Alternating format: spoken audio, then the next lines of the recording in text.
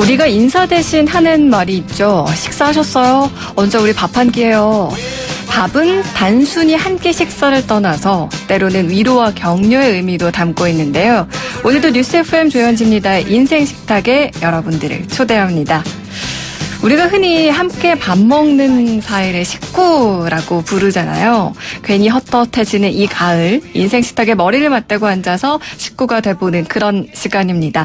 이번 주에도 저희 스튜디오를 풍성한 식탁으로 차려서 두 분을 모셔봤는데요. 먼저 김찬호 성공회대 조빈 교수님, 그리고 지난주에 이어서 함께하는 30대 직장인 대표 한국문화예술위원회 김은일 대리 두 분 함께하십니다. 안녕하세요. 네, 안녕하세요. 네, 반갑습니다. 지금 보이는 라디오로 함께하시는 분들은 오늘 좀 구도가 달라져서 색다르게 느끼시기도 할 거고, 저희 스튜디오 지금 책상 위가 뭔가 이렇게 풍성하게 차려져 있는 거를 느끼실 거예요. 음료수와 함께 간단한 다과를 저희가 준비했는데, 오늘 이 인생 식탁 요 코너만큼은 편안하게 드시면서 이야기를 좀 해봤으면 좋겠습니다.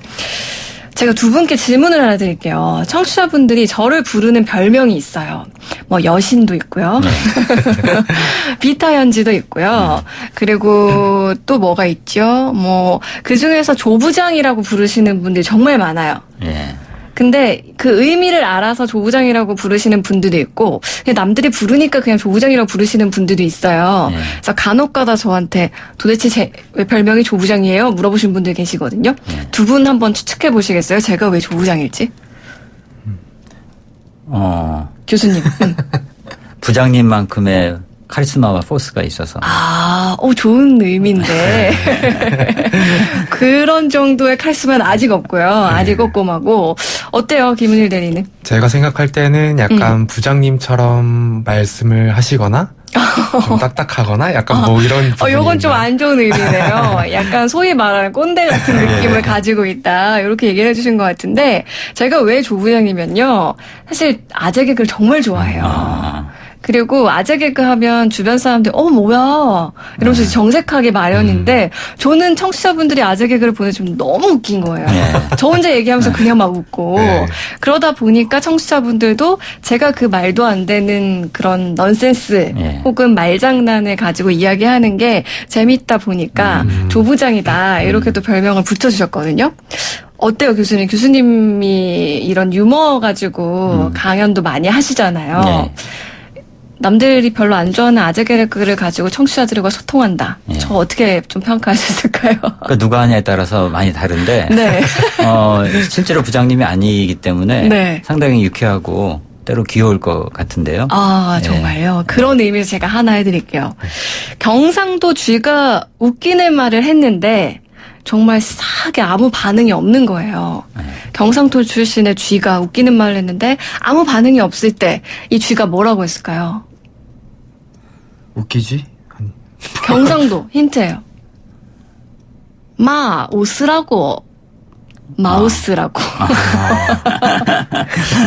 지금 두 분의 반응이 극과 극인 게, 교수님 웃어주셨고 착한 분이에요. 그쵸? 우리 김은일 대리는 하면 정색하거든요. 이렇게 또 반응이 나뉠 수 있는데, 그래서 저는 요런 게 뭔가 사실 뭐야 이렇게 하면서도 한 번쯤 아이스 브레이킹 될 수 있는 그렇죠. 그런 건 것 같아요. 두 분은 어떠세요? 이런 개그 코드 저랑 좀 맞으시나요? 저는 안 맞습니다. 솔직하시네요. 교수님 어떠세요? 저는 뭐 그걸 즐기진 않는데, 그런 걸 꼼꼼히 외워두었다가 적절할 때, 뭐 강의 때 너무 지루할 때 하나씩 써먹고 할 때는 있어요. 그럼 교수님이 이런 개그를 하면 반응은 어떤가요? 그게 그 맥락에 따라서 빵빵 터지도록 이제 잘 배치해야죠. 뜬금없이 그게 하면. 또 기술이겠죠. 어떤 이야기가 흐를 때 거기서 맞는 거지, 갑자기 아무거나 집어넣으면 왜 저 말하지 이렇게 되니까. 네. 그 맥락이 참 중요할 것 같은데, 대리님 아까 이런 개그가 자기 스타일은 아니라고 이야기했잖아요. 네. 회사에도 근데 이런 거 하시는 분들이 있죠? 네, 맞습니다. 그럼 어때요? 어떻게 하는 편이세요? 리액션을? 이게 의도가 이제 본인 만족을 위해서 하시는 분들은 그냥 그러려니 하고 넘어가드리고요. 네. 이제 뭔가 저 분위기를 바꾸거나 이러고 싶어 하시는 분들에게는 더 좋은 유머의 방법을 네. 알려드리고자 노력을 좀 하는 편이에요. 아, 그래요? 그것도 좀 궁금한데. 교수님, 근데 직장 상사가 정말 썰렁해지는 이런 분위기임에도 불구하고 계속해서 이런 유머를 막 하려고 노력을 하는 이유, 뭘까요? 밑에 그걸 듣는 사람들이 피드백을 안 주거나 안 줄 뿐 아니라 오히려 반대의 피드백, 웃긴 척, 과하게, 네. 감정 노동을 하거나 아니면 피드백을 주는데도 그걸 무시하거나 둔감해서 못 알아차리거나 뭐 둘 중에 하나이겠죠. 그렇군요. 그러니까 진짜 재미있는 줄 알고 계속하거나 네. 아니면은 뭐지? 근데 웃길 때까지 일단 한번 해보겠다. 그렇죠. 뭐 이런 예. 반응이라는 예. 건데 아까 어떤 맥락에서 빵 터지게 하는 게 같은 개그라도 예. 그게 중요하다고 그렇죠. 하셨잖아요. 예. 그러면은 그분들한테 요 기술을 알려드려야 될 것 같은데 어떻게 하면 좋을까요? 일단 그 데이터베이스가 많아야 돼요. 아재 개그가 뭐 한 10개밖에 안 되는데 앉은 자리마다 10개씩 써먹고 하면 이게 뭐 진짜 똑같은 레파토리 반복일 뿐 아니라 진짜 아까 제 말씀대로 뜬금없거든요. 근데 이게 충분히 많으면 그걸 그때그때 검색해서 딱 지금 시적절하게 네. 써먹을 수가 있거든요. 네. 그럼 훨씬 덜 지루해요. 더 근본적으로는 아재 개그 이전에 자신과 상대방의 관계 이게 더 중요하다고 보거든요.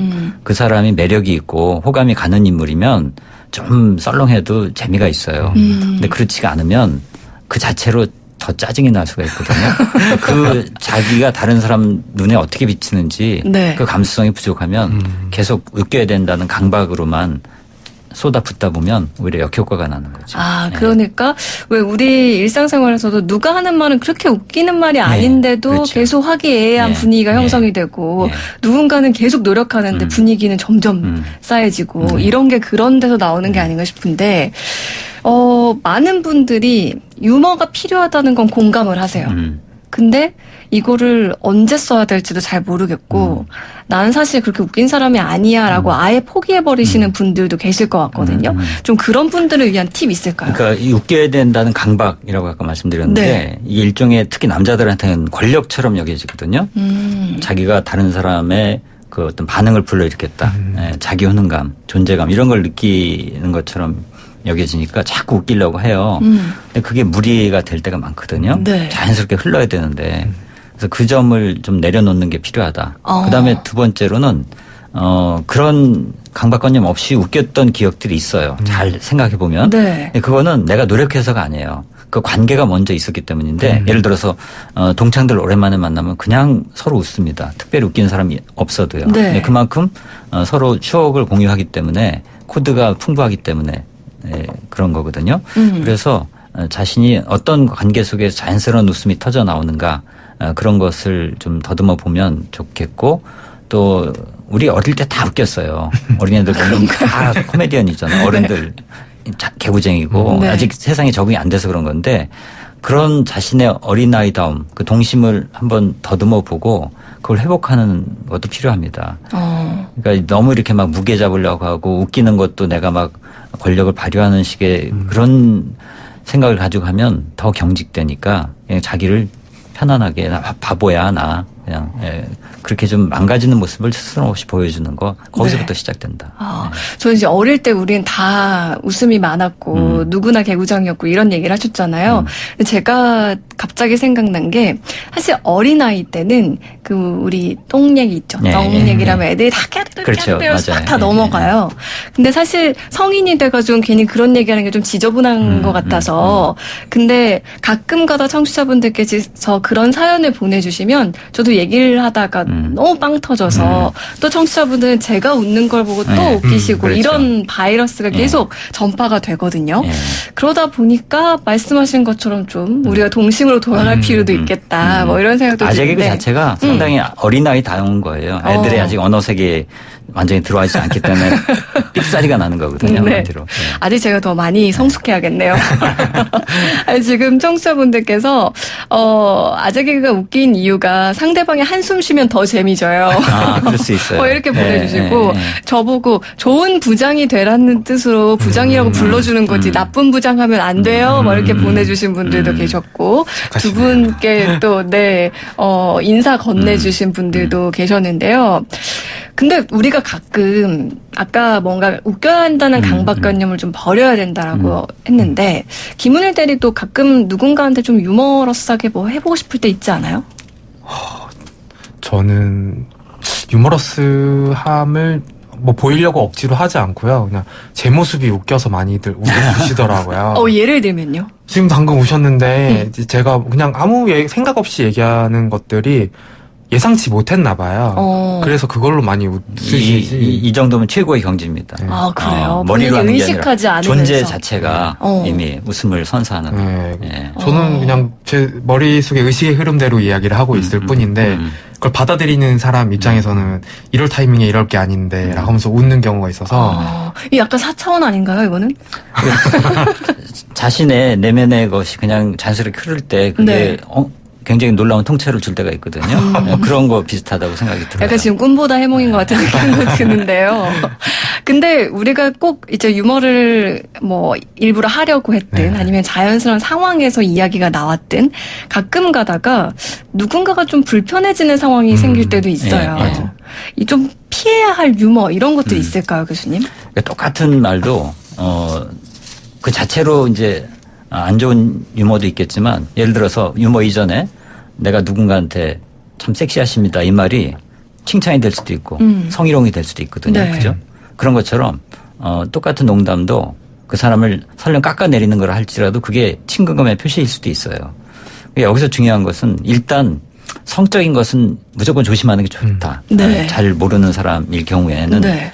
적어도 그 사람이 좀 불편합니다. 이런 말을 편안하게 할 수 있는 사이라면 약간 좀 선을 넘을 수도 있다고 생각해요. 네, 그러면서 자기도 교정받으니까. 근데 그런 관계가 아니라면 일단 성적인 것들은 최대한 안 하는 게 좋다. 자꾸 네. 그것만 하다 보면 다른 식의 유머들이 자꾸 이렇게 발달이 안 돼요. 저도 한때 음담패설을 즐기다가 그걸 안 해야겠다 생각하니까 더 풍부해지더라고요. 그런 게 하나가 있고요. 네. 그다음에 뭐 흔히 이제 코미디에서 나오는 뭐 비하하는 거, 네. 어떤 신체 부위를 갖고 하는 이런 것들은 무조건 좀 안 하는 게 좋다. 네. 더구나 공개된 자리에서는 단둘이 있을 때야 뭐 친한 사이에는 가능하겠지만 중요한 것은 자기를 망가뜨리는 게 제일 안전해요. 그게 자기를 내려놓으면서 남을 웃기는 거. 나를 바보로 만들어버리면 그건 누가 뭐라고 안 합니다. 근데 남을 바보로 만드는 게 이게 좀 모험이고 위험 요소를 수반하죠. 그것도 하나의 팁이네요. 네.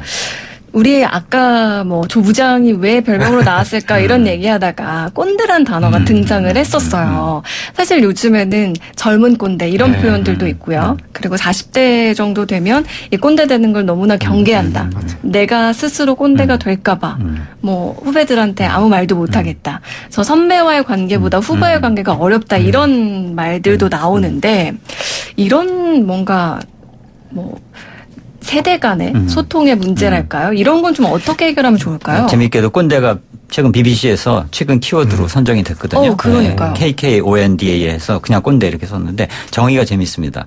자신이 항상 옳다고 생각하는 나이 많은 사람 이렇게 정의가 돼 있어요. 그러니까 나이가 얼마든 간에 아랫사람 앞에서 자기가 항상 옳다고 생각하면 꼰대 기질이 있다는 건데 이게 우리 사회의 권위주의, 서열의식 연장자부 이런 것 때문에 이렇게 되거든요. 항상 자기가 흠을 보여서는 안 된다. 이런 강박인데 아랫세대와 소통 잘하려면 그래서 많은 걸 경험을 공유해야 된다. 그런 생각이 들어요. 자꾸 생각 갖고 서로 겨루고 시비를 나누고 하면 이게 긴장이 발생하는데 지금 점점 더 세대 간의 공유 문화가 없어지고 있어요. 근데 그걸 좀 몸으로 함께하는 여러 가지 활동이라든지 뭐 그런 것들을 좀 넓히면 감각, 감수성 이런 것이 좀 차이가 줄어들지 않을까. 서로 함께하는 경험의 폭을 넓혀라.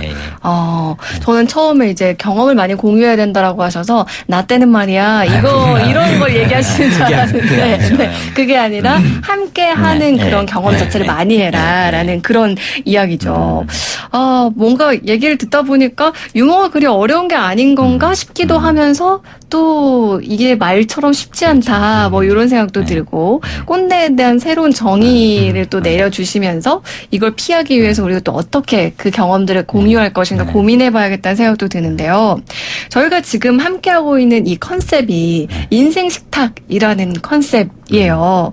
뭔가 서로가 가지고 있던 인생의 이야기들을 뭔가 먹으면서 편안하게 나눈다 이건데 인생식탁이 이미 지난번에 1차가 진행이 됐고 이번 주 토요일에 또 2차 행사가 네. 있다고요? 네.